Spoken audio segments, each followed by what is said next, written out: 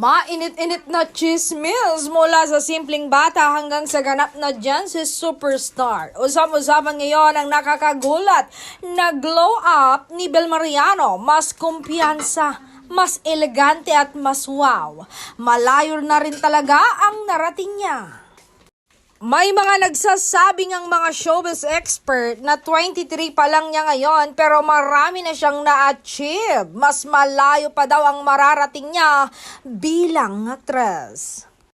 Ikaw, anong masasabi mo sa transformation niya? Mag-comment ka. Huwag kalimutang mag-like, share at subscribe para sa mas marami pang trending showbiz updates.